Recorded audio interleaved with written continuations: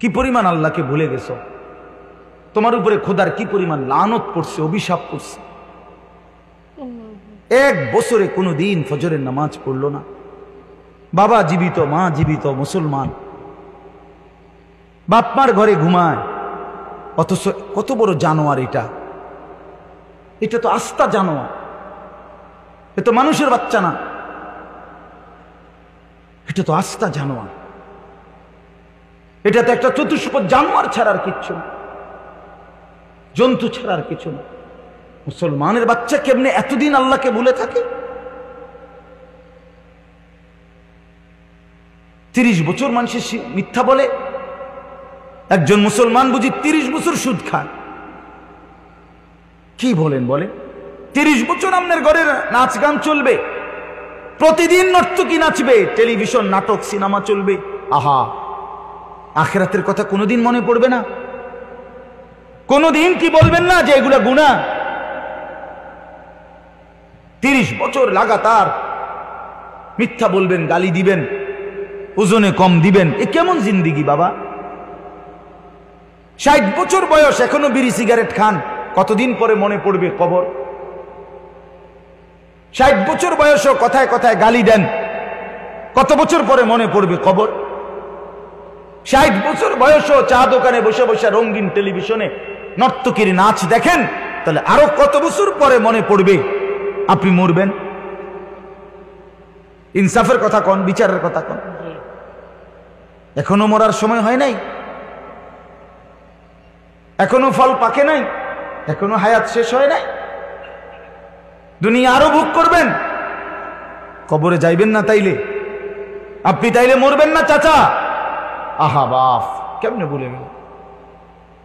আলাম ইয়ানি লিল্লাযীনা আমানু আন তাখশা কুলুবুহুম লিযিকরিল্লাহ। রব্বুল আলামিন বলেন, মুমিন ঈমানদার, আমি আল্লাহর ভয়ে, আমার স্মরণের জন্য, আমার জিকিরের জন্য তোমার দিলটা নরম হওয়ার সময় আজও কি হয়নি? আলাম ইয়ানি, আজও কি হয়নি বান্দা? আজ অনেক দিন হয় আমারের সেজদা দাও না, তাহলে কি বান্দা আর কোনদিন সেজদা দিবা না? আল্লাহ ডাক দিয়ে বলে, বান্দা তাহলে আর কোনদিন বুঝি হালাল খাইবা না? আমি যে তোমার জন্যই জান্নাত বানিয়েছিলাম, কেমনে প্রত্যাখ্যান করে দিলা? শুধু এইটুকু দুনিয়া পেয়েই কেমনে খুশি হয়ে গেলা?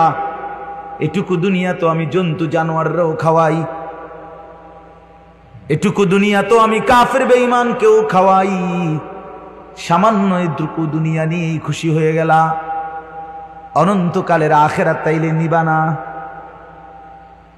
কুলু ওয়া তামাত্তাউ কালিলান ইন্নাকুম মুজরিমুন। আল্লাহ বলেন, নাফরমান পাপী বান্দা, অল্প সময়ের জন্য দুনিয়া খেয়ে নাও, দুনিয়া ভোগ করে নাও। ইন্নাকুম মুজরিমুন, শুধু কেবল মনে রাখো তুমি কিন্তু নাফরমান। খাও, নাস্তা খাও, রাতের খানা খাও, শুধু বান্দা মনে রাখো ফজরের নামাজও পড়ো নাই, এশার নামাজও পড়ো নাই। খাও বান্দা, খানা দুনিয়া আমি আটকাবো না, শুধু মনে রাখো আমি হাসরের ময়দানে কিন্তু ছাড়বো না। ইন্না লাদাইনা আনকালাও ওয়া জাহিমা। আল্লাহ বলেন, আমি কিন্তু আগুনের শিকল বানিয়ে রেখেছি, জাহান্নামের আগুন কিন্তু প্রস্তুত করে রেখেছি।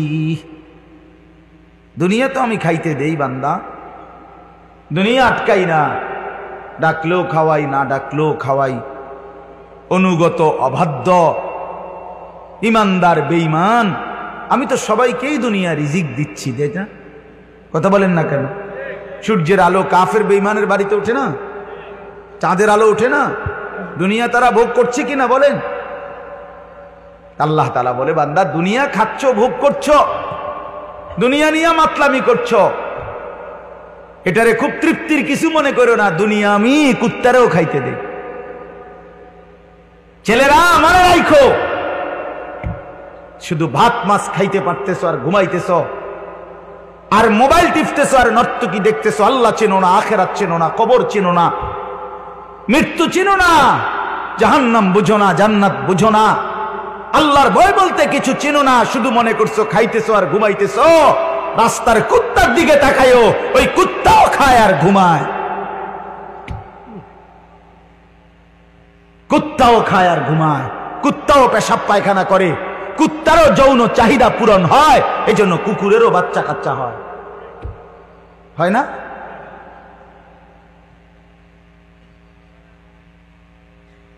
আল্লাহকে কেন ভুলে যাব আমরা? মালিক কেন ভুলে যাব? বানানে ওয়ালা ভুলে যায় কিভাবে? একটা সেজদা দিতে মন চায় না, এক ওয়াক্ত নামাজ পড়তে মন চায় না। তুই কোন মানুষের বাচ্চা? তোরে জন্ম দিছে কয়ে? তুই মায়ের পবিত্র দুধের 2 বছর মায়ের পবিত্র দুধের অপমান করলি না ফরমান।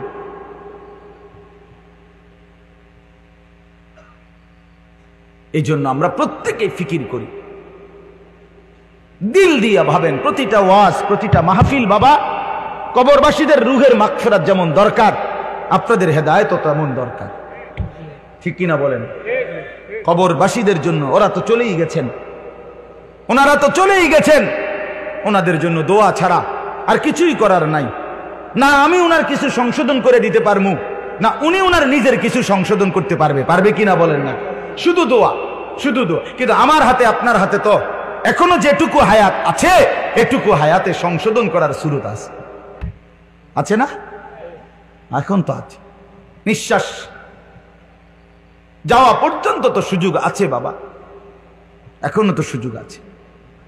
আল্লাহ তাআলা বলছেন নবী সাল্লাল্লাহু আলাইহি সাল্লামকে, বন্ধু আপনি আমার বান্দাদেরকে বললেন 90 বছর টানা আমার নাফরমানি করছে, 90 বছর পরেও যদি কোনো দিন বুঝতে পারে, সমস্ত গুনাহ ছেড়ে দিয়ে আর করবে না ওয়াদা দিয়ে, লজ্জিত আর অনুতপ্ত হয়ে যদি এক ফোঁটা চোখের পানি ফেলে, আমি আল্লাহ ওয়াদা দিলাম 90 বছরের গুনাহ একসাথে মাফ করে দেব। আপনি বললেন আমার বান্দারে, ওই যেন কোনোদিন নিরাশ না হয়, আমি আল্লাহ আছি, আমি মাফ করে দেব। তরে বললেন গুনাহ ছেড়ে দিয়ে আসতে, আরে বললেন তওবা করে আসতে, আরে বললেন আর করবে না ওয়াদা দিতে। মস্কারি করলে হবে না। আপনি জানেন আপনি গুনাহ এটা ছাড়বেন না, আপনি জানেন আপনি মিথ্যা বলা ছাড়তেছেন না, সুদ ছাড়েন না, বিড়ি ছাড়েন না, হারাম ছাড়তেছেন না, আপনি জানেন আপনি টেলিভিশন দেখা বন্ধ করবেন না, এরপরে আপনি ডুল্লা ডুল্লা কইবেন আস্তাগফিরুল্লাহ। কি আস্তাগফিরুল্লাহ কইলেন? কারে কইলেন? এই মিথ্যাবাদী! আল্লাহ যদি মুখের উপরে বলে এই বাটপার, তুই কারে বললি আস্তাগফিরুল্লাহ? তোর কলজাটা আমি চিনি না? কথা বলেন। মাফ তো চাইবে ওই ব্যক্তি যার বুঝ আসছে যে এটা গুনাহ, আমি ছেড়ে দিলাম, আর করব না, ওয়াদা দিলাম। মাওলা আমি লজ্জিত, আমি মাফ চাইতেছি, আপনি আমারে মাফ করে দেন। আল্লাহ বলেন এমন গুনাহ যদি আসমান পরিমাণও হয় আমি মাফ করে দেব, কিন্তু শর্ত হলো কি করে দিতে হবে? কথা বলেন না, কি করতে হবে? ছেড়ে দিতে হবে, আগে ছেড়ে দিতে হবে, আগে ছাড়ো তো, আর করবা না। বলো একাকী হলে একাকী বলো, রাত গভীরে বলো। আল্লাহ বলেন ইন আতাইতানি লাইলান আতাইতুকা লাইলান, বান্দা তুমি যদি আমার কাছে রাতে আসো গুনাহ নিয়া মাগফিরাতের জন্য, আমি রহমত আর মাগফিরাত নিয়া আমি আল্লাহ রাত গভীরেই আসবো, রাতের অন্ধকারে আসবো।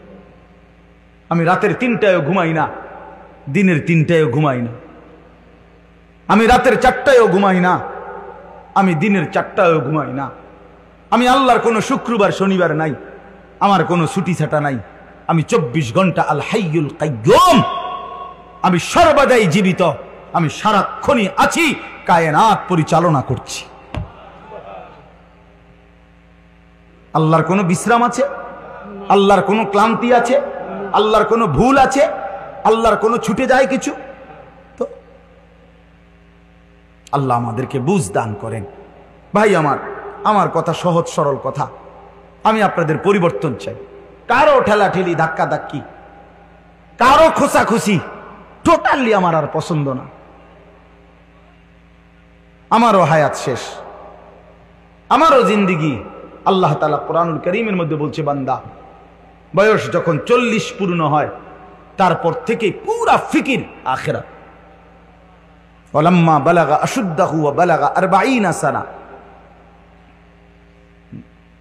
বুজুর্গানে দিন তো বলছে 40-এর পরে জিন্দিগি গুটায় ফেলো, পুরা দিল দিমাগ আখিরাতের দিকে ফিরাও। যে আল্লাহ আপনি আমারে দয়া করে 40 পর্যন্ত হায়াত দিছেন, এবার আপনার শুকর মাওলা, শুকর মাওলা, শুকর। অথচ আপনাদেরকে আল্লাহ তাআলা 60 বছরের হায়াত দিলেন, আপনারা এত সুন্দর জীবন আল্লাহ দিছেন, এতটা সুযোগ দিলেন, মাইডারে বিড়ি খাইতে খাইতে শেষ করে দিয়েছে, বন খাইতে খাইতে আর চা খাইতে খাইতে, চা দোয়ানে গপ মারতে মারতে আর ফালতু কথা কইতে কইতে শেষ। এটা কি? এটা কি? এটা কোন ধরনের কথা? বুড়া মানুষ আড্ডা দিবে কেন? বুড়া মানুষ গপ মারবে কেন? বুড়া মানুষ বিড়ি খাবে কেন? বুড়া মানুষ ফালতু কথা বলবে কেন? বুড়া মানুষ গালিগালাজ করবে কেন? আপনার তো এখন কবর দেখা যায়, দেখা যায় না? তো আপনার তো একটা সেকেন্ড নষ্ট না করে উচিত জিন্দিগির এই শেষ সময়টা আল্লাহর তসবিহ, জিকির, কান্নাকাটি, দোয়া এর মধ্যেই লেগে থাকে। এটা উচিত ছিল না? কই, এই খবর তো নাই। আল্লাহ আমাদেরকে বুঝ দান করেন। আমি আপনাদের সামনে 3টা আয়াত পড়ছি, আর অল্প একটু সময়। এটা বন্ধ করলো কেন? আচ্ছা, এই 3টা আয়াত পড়ছি আর একটু সময়, এই 3টি আয়াতের তর্জমা শুনাই আপনাদেরকে। কোরআনুল কারীমের 29 নম্বর পারা, 76 নম্বর সূরা। সূরাটির নাম সূরায়ে দাহার। এই সূরার 3টি আয়াত, প্রথম 3টি আয়াত আপনাদের সামনে আমি তেলাওয়াত করেছি। এই 3টা আয়াত আপনাদেরকে এখন একটু শুনাই, একটু স্মরণ করানো, বিবেক জাগানো, এটাই মাকসাদ এই সূরার প্রথম 3 আয়াত। আমরা এই 3টি আয়াতের মধ্যে আল্লাহ তাআলা কি বলছেন এই কথাটা আগে সংক্ষেপে আমি আপনাদের এমনি একটু বুঝাই, তাইলেই দেখবেন তরজমা বললে আপনি সহজে বুঝবেন ইনশাআল্লাহ। প্রথম কথা হইল, আমরা যারা এখানে বসছি আমরা প্রত্যেকেই মানুষ, বলেন আলহামদুলিল্লাহ। আল্লাহ তাআলা মানুষকে কোরআনুল কারীমের মধ্যে বলছেন, আমি মানুষকে 7টি ধাপে সৃষ্টি করেছি, 7 স্তরে, 7 ধাপে। 1 নাম্বার মাটি, 2 নাম্বার বীর্যের ফোঁটা, মানে বীর্য, স্বামী স্ত্রীর মিশ্র বীর্য। একটি সন্তান জন্মের ক্ষেত্রে স্বামী স্ত্রী উভয়ের বীর্যই ব্যবহার হয়, তাহলে এই 2 নাম্বার। 3 নাম্বার জমাট রক্ত। 4 নাম্বার গোশতের টুকরা। 5 নাম্বার হাড্ডির একটা খাঁচা, মানে কঙ্কাল। 6 নাম্বার হাড্ডির খাঁচার উপরে গোশতের আবরণ, এই যে যেখান দিয়ে যে দূর গোশত দরকার দূর লাগাছে। 7 নাম্বার বডিটা রেডি, এবার রূহ ফুকে দিয়ে বের করেছে, খালাস। কয়টা হইল? মাটি, বীর্য, জমাট রক্ত, গোশতের টুকরা, হাড্ডির খাঁচা, গোশতের আবরণ, রূহ ফুকে দিয়ে মায়ের পেট থেকে বের করা। আচ্ছা, এটা কোরআন শরীফে আছে, ওয়ালাকাদ খালাকনাল ইনসানা মিন সুলালাতিন মিন তিন সুম্মা জাআলনাহু নুতফাতান ফি ক্বারারিম মাকিন। সূরা মুমিনুনের মধ্যে 18 নম্বর পারায় এই ধারাবাহিক এই 7টা ধাপ আল্লাহ তাআলা বর্ণনা করছেন। এখন একটা ছোট্ট জিনিস ভাবেন, সেটা হলো মাটি থেকে আল্লাহ আমাদেরকে সৃষ্টি করেছেন। এখন এই কোটি কোটি মানুষ, তাদের প্রত্যেকের সৃষ্টির যে উপাদান মাটি, সেই মাটিটা আল্লাহ তাআলা কত হাজার বছর, কত যুগ, কত লম্বা সময় ধরে এই পৃথিবীতে সংরক্ষণ করেছেন, সেটা এক আল্লাহ ছাড়া আর কেউ জানে। আমারে আপনারে বানাইতে যেই মাটিটা ব্যবহার হইছে, সেই মাটিটা এই পৃথিবীর জমিনে কতদিন ধরে ছিল, কোথায় ছিল, কখন ছিল, কেমনে ছিল, পৃথিবীর কারো কোনো লিস্টির মধ্যে, হিসাবের মধ্যে, কাগজে, পত্রে, কলমে, নামে, উল্লেখে ছিল না। শুধু জানতেন কে? বলেন না, আল্লাহ। 2 নাম্বার, মাটি থেকে সরাসরি বীর্য না, বরং মাটি থেকে আল্লাহ তাআলা স্বাভাবিকভাবে নির্দিষ্ট পরিমাণ খাবার, আমাদের যে খাবার আমরা খাই, এই মাটি থেকে আল্লাহ তাআলা জমিন থেকে খাবার উৎপাদন করেন। সেই নির্দিষ্ট খাবার থেকে একটি নির্দিষ্ট পরিমাণ খাবার আমার বাবা খাইছে, আল্লাহ খাওয়াইছেন তারে। সেখান থেকে নির্দিষ্ট পরিমাণ বীর্য আমার বাবার পিঠে আল্লাহ তাআলা তৈরি করছেন। অতঃপর একটি নির্দিষ্ট সময়ে বাবা মায়ের মিলনের মাধ্যমে উভয়ের মিশ্র বীর্য মায়ের জরায়ুর মধ্যে আল্লাহ তাআলা একত্রিত করেছেন। সেখান থেকে পরবর্তীতে আরো 9 মাস 10 মাস লাগায়া ধীরে ধীরে ধীরে ধীরে সমস্ত কার্যক্রম সাইরা একদিন আমার এই পৃথিবীর আলো দেখাইছে। এখন আমি কল্পনা করেন, আমরা প্রত্যেকেই 1 মিনিট চিন্তা করি, কতদিন যাবত আমি মাটি ছিলাম, কতদিন যাবত কোন খাদ্যের সাথে আমি মিশেছিলাম, আমার অস্তিত্ব কোন খাবার থেকে আমার বাবার বীর্য হয়েছে, মায়ের সাথে কখন মিলন হয়েছে। নির্দিষ্ট সময়ে মায়ের জরায়ুতে আল্লাহ তাআলা উভয় বীর্যের ফোঁটা একত্রিত করেছেন। এরপরে এই লম্বা সময় লাগাইয়া আবার আমারে ধীরে ধীরে বানাইছেন। এই যে যুগের পর যুগ লম্বা সময়, কখনো মাটি, কখনো খাদ্য, কখনো বীর্য, এইভাবে যে ছিলাম আমরা, আল্লাহ তাআলা বলে, বান্দা তোমরা কি জানো এই লম্বা সময়ে শুধুমাত্র আমি কেবল জানতাম, পৃথিবীর কোনোখানে তোমার কোনো নাম, নিশানা, আলোচনা, বিশ্লেষণ, পর্যালোচনা, তোমারই নিয়ে কারো কোনো আলোচনাই ছিল না।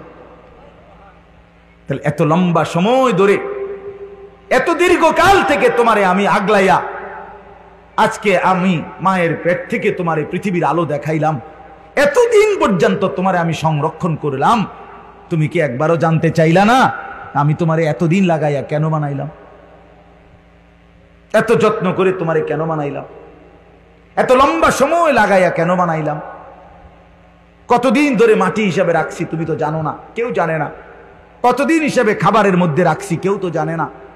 এই যে লম্বা সময় লাগাইয়া তোমারে আমি বানাইলাম, মায়ের রেহেমের মধ্যে 10 মাস কেন লাগাইলাম আমি তো চাইলে, আচ্ছা আপনারাই বলেন, আল্লাহ তাআলা চাইলে কোন, এটা বললেই তো হয়ে যায়, ঠিক কিনা বলেন না? এটা আমরা সবাই জানি না। আল্লাহ তাআলা কোনো কিছু সৃষ্টি করতে চাইলে ঘন্টা 2-4 ঘন্টা লাগবে নাকি? মেশিন চালু করতে হবে নাকি? তাইলে আল্লাহ বলবেন কোন ফায়াকুন, হয়ে যায়। আরে হাদিসের মধ্যে আরো সুন্দর কথা আছে। নবী সাল্লাল্লাহু আলাইহি সাল্লাম বলেন, আল্লাহ তাআলার ক্ষমতা এত বড়, এত মহান, যে আল্লাহ তাআলা যদি কোনো কিছু বানাইতে চান তাহলে কুন, এক কুন বলতে 2টা অক্ষর, কাফ নুন পেশ, কুন মানে কাফ এবং কি নুন। আল্লাহর নবী সাল্লাল্লাহু আলাইহি সাল্লাম বলেন, আল্লাহ তাআলা বানাইতে চাইলে কুন, এটা পুরাটা বলতে হয় না, বরং কাফ এবং নুন এর মাঝখানে থাকতে থাকতে হয়ে যায়। মানে কোন শব্দটা পুরা কি করতে হয় না, শেষ করতে হয় না, তার আগেই হয়ে যায়। সুবহানাল্লাহ, সুবহান। এত বড় মহান ক্ষমতাধর আল্লাহ, সেই তিনি আমারে এত লম্বা সময় লাগাইলেন কেন? আমাদের তো একটু ভাবা উচিত ছিল ভাই। ছেলেরা আমার বাবা আমার, আর সবাই, আমিও ভাবি, আপনিও ভাবেন, একটা বার তো ভাবা উচিত ছিল এত লম্বা সময় লাগাইয়া। আমার যখন কোনো নাম নিশানা ছিল না, তখন আল্লাহ তাআলা একদিন আমারে বাবা মায়ের মিশ্র বীর্য থেকে ধীরে ধীরে আমারে মায়ের পেটে রেডি করলেন। কেন করলেন? কেন করলেন? বসে বসে মোবাইল টিপবা ভাই? এই জন্যে শুধু কেবল নারী দেখবা, নর্তকী দেখবা, সারা রাত উলঙ্গ ছবি দেখবা, জেনা ব্যভিচারের আড্ডায় যাবা, মদ জুয়ার আড্ডায় যাবা, আর অসৎ বন্ধুদের সাথে সারাদিন আড্ডা দিয়ে এ সুন্দর হায়াত, এমন সুন্দর চেহারা, এমন চমৎকার নাক কান হাত পাওয়ালা বডি তিলে তিলে শেষ করে দিবা, নষ্ট করে দিবা। আহা আফসুস, এর জন্য আল্লাহ বানাইছেন। হায় হায় বাপ।